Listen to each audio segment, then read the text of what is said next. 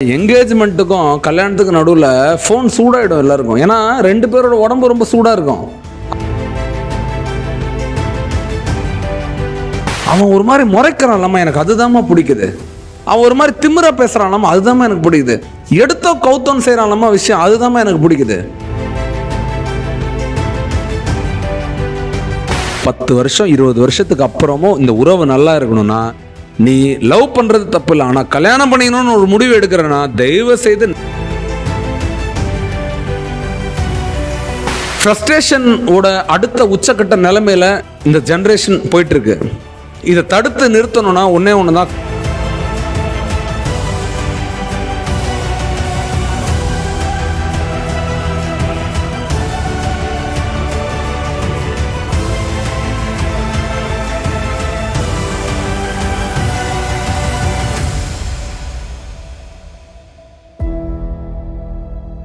கல்யாணம் பண்ணும் போது பார்த்து பண்ணுன்னு சொல்லி அரேஞ்ச் மேரேஜில் கிட்டத்தட்ட என்கேஜ்மெண்ட் ஒரு 6 மாதம் கழிச்சு வைப்பாங்க.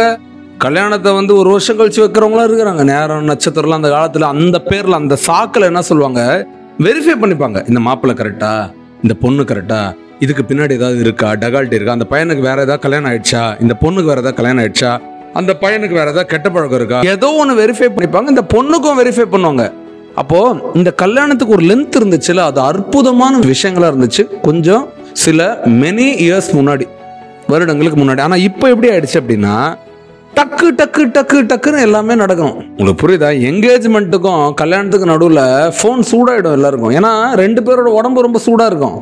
அதுல என்ன ஆயிடும், ஃபோன் சூடாகி கொதிக்கும். பேசிட்டே இருக்க வேண்டியதுதான் போனை. அந்த மாதிரி ஒரு பொறுமையே இல்லாதவங்க என்ன ஆயிடுறாங்க, நிறைய நேரங்கள்ல லைஃப்ல ஒரு பெரிய அடி வாங்கிடுறாங்க. சில பேர் இடிய வாங்கிடுறாங்க, சில பேர் இல்லாதே போயிடுறாங்க.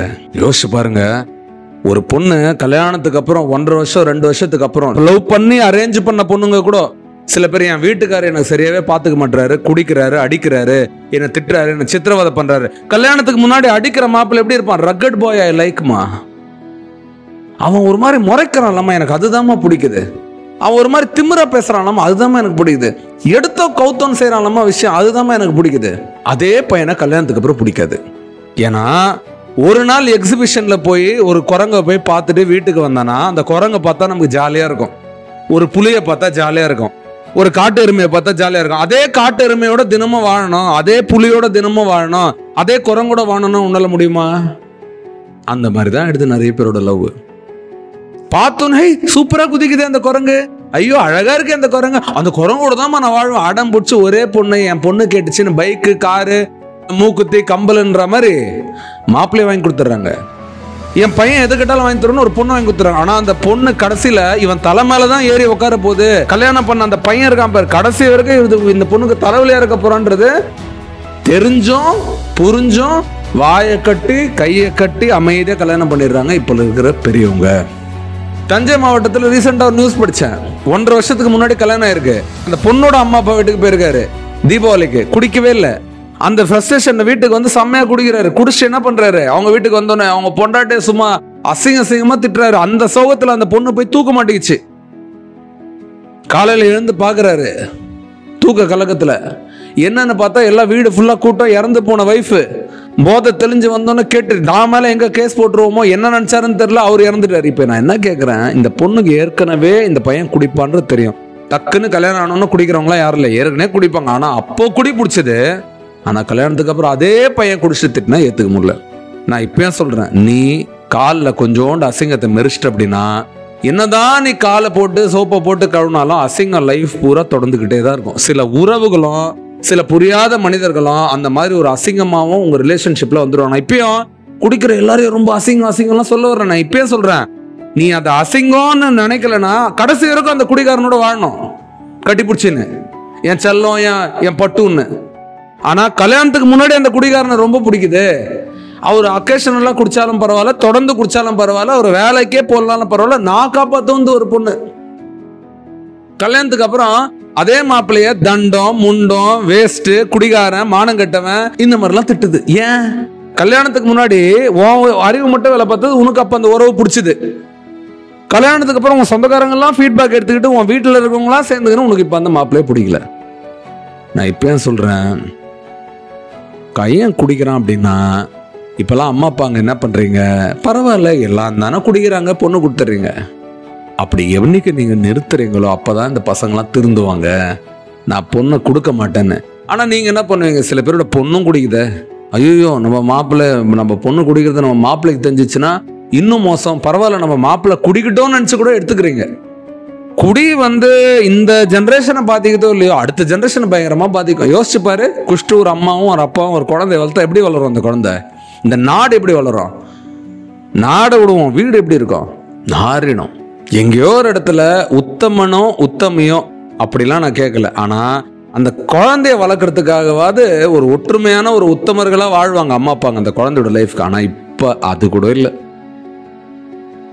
ஒரு குழந்தைய வளர்த்து பாதி வளர்க்குறதுக்குள்ளே இன்னொரு குழந்தைய கொஞ்சம் வளர்க்கறதுக்குள்ளே இன்னொரு குழந்தை. ஆனால் அந்த குழந்தைய பார்க்கணும் பராமரிக்கணுன்ற அந்த எண்ணம் நிறைய பேருக்குள்ளே இல்லை.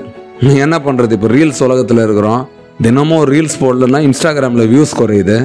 இந்த நிலைமை தான் எல்லாருக்கும். இப்போ அப்பா மட்டும் ரீல்ஸ் போட்டால் பரவாயில்ல, அப்பா அம்மா போட்டாங்க, சரி அம்மாவும் அப்பாவும் போட்டால் கூட பரவாயில்ல, குழந்தை போட்டுச்சு, சரி வீட்டில் தாத்தா பாட்டி ஒழுங்காக இருந்தாங்க, அவங்கள இப்போ என்ன பண்ணிட்டாங்க, ரீல் போட ஆரம்பிச்சிட்டாங்க. பாட்டி சமைக்கிறாங்க, டான்ஸ் ஆடுறாங்க, தாத்தா என்ன பண்ணுறாரு, குதிக்கிறாரு, குழந்தைய கொஞ்சறாரு, அது ஒரு ரீல்ஸ். இப்போ தாத்தாக்கு டென்ஷன் தம்மளோட வீடியோ ஏன் போகலன்னு, பாட்டிக்கு டென்ஷன் என் வீடியோ ஏன் ஓடலன்னு, குழந்தைக்கு டென்ஷன், எல்லாருக்கும் என்ன டென்ஷனு, தன்னோட ரீல்ஸ் நல்லா போலன்னு, குடும்பம் நல்லா போல, நம்ம லைஃப் நல்லா போலன்றதை தாண்டி இப்போ டிஜிட்டல் கான்டென்ட் கொடுக்கறதுக்காக குடும்பமே இறங்கிடுச்சு. ஃப்ரஸ்ட்ரேஷனோட அடுத்த உச்சக்கட்ட நிலைமையில இந்த ஜென்ரேஷன் போயிட்டு இருக்கு. இதை தடுத்து நிறுத்தணும்னா ஒன்னே ஒன்று தான், குடும்பங்கள் ஒருங்கிணைணும், திருப்பி ஜாயிண்ட் ஃபேமிலி நிறைய வரணும். அதே மாதிரி இந்த தனி கொடுத்தணும் போய் வாழ்றேன்னா தனியாக போய் நிறைய பேர் தூக்குமன்னு செத்து போயிடுறீங்க சின்ன சின்ன சண்டைக்கு. இல்லைன்னா என்ன பண்ணுறான் வீட்டுக்காரன், நல்ல ஷார்ப்பான ஒரு பட்டா கத்தி எடுத்து என்ன பண்ணுறான், நல்லா வஞ்சர மீன் அறுக்கிற மாதிரி வைஃப் அறுத்துடுறான். அறுத்துட்டு பேக் பண்ணிட்டு ஒன்றுமே தெரியாத மாதிரி வேலைக்கு போயிடுறான் ஃப்ரிட்ஜில் வச்சுட்டு. கேட்டால் நான் லிவ் இன் டுகெதராக இருந்தேன், லிவ் இன் ஹஸ்பண்டாக இருந்தேன்றான். இன்னும் அதையும் மீறி போனால் என்ன பண்ணுது, நான் எனக்கு அவளை பிடிச்சிருக்கு, அவளை எனக்கு பிடிச்சிருக்கு, இதில் என்ன இருக்குது, நான் எப்போ வேணாலும் வருவேன், எப்போ வேணாலும் போவேன். சிச்சுவேஷன்ஷிப்னு ஒரு ட்ரெண்ட் வந்துருச்சு. நான் எப்போ எனக்கு மூடுக்குதோ அப்போ நான் உன்னை கூப்பிடுவேன், நீ கதவு சாத்துற.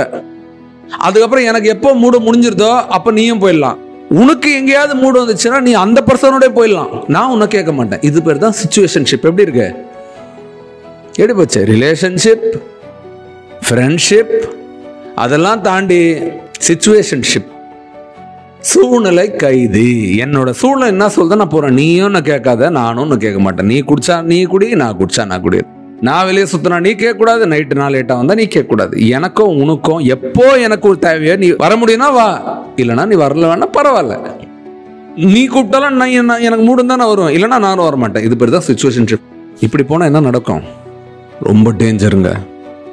இந்த நிமிஷத்துலேருந்து தீர்க்கமா ஆழமா ஒரு 10 வருஷம் 20 வருஷத்துக்கு அப்புறமும் இந்த உறவு நல்லா இருக்கணும்னா, நீ லவ் பண்றது தப்பு இல்லை, ஆனால் கல்யாணம் பண்ணிக்கணும்னு ஒரு முடிவு எடுக்கிறேன்னா தயவு செய்து 4 தடவை இல்லை, 400 தடவை இல்லை, 4 கோடி தடவை யோசி. புரண்டு யோசி, படுத்து யோசி, நின்று யோசி, குடும்பத்திட்ட பேசி யோசி, ஃபோன் பண்ணி பேசு, கவுன்சிலிங் கேளு, யாரோட. ஆனால் ஒரு ரிலேஷன்ஷிப்குள்ள பர்மனெண்ட்டாக போய் நீ சந்தோஷமா இருக்கணும்னா மட்டும் போ. இல்லை உனக்கு அங்கே கான்ஃபிடன்ஸ் இல்லையா, வெளியே வந்துடுறது தான் பெஸ்ட்டு. ஐயோ அண்ணா நீங்கள் இந்த மாதிரிலாம் பேசினா, ஏற்கனவே என்னோட கேர்ள் ஃப்ரெண்ட் என்னை விட்டு போகிற மாதிரியே பேசுகிறா, என் மேலே வெறுப்பெல்லாம் கக்காதரா. நான் இப்பயே சொல்கிறேன், உன்னோட பேர் உன்னோட உறவு அந்த பொண்ணோட இதயத்தில் இருக்கு அப்படின்னா நிச்சயமாக அந்த பொண்ணு உன்னை மதிக்குதுன்னு அர்த்தம். அது அறிவில் எங்கேயோ வச்சு உன்னை டெஸ்ட் பண்ணிகிட்டே இருக்கு, உன்னை பார்த்துக்கிட்டே இருக்குன்னா அதுக்கு இன்னும் நீ இதயத்துக்குள்ளே போகலன்னு அர்த்தம். நீ இதயத்துக்குள்ளே பொண்ணோட இதயத்துக்குள்ளே போகணுன்னா நீ முதல்ல உன்னை செல்ஃப் ரிலையண்ட்டாக மாற்று. உன்னோட கேப்பபிலிட்டியை முதல்ல உனக்கு மாற்று. உன்னோட லைஃப்பை நீ பார்த்து யாரையும் டிபெண்ட் பண்ணாத. அந்த பொண்ணு வேணான்னு சொன்னால் நீ உன்னை என்ன பண்ணுவ, உன்னை உருவாக்கிக்கோ. அந்த பொண்ணு தான் வேணும்னா நீ குடிப்ப அடிப்பனா எந்த பொண்ணு வாழணும் நம்ம கூட.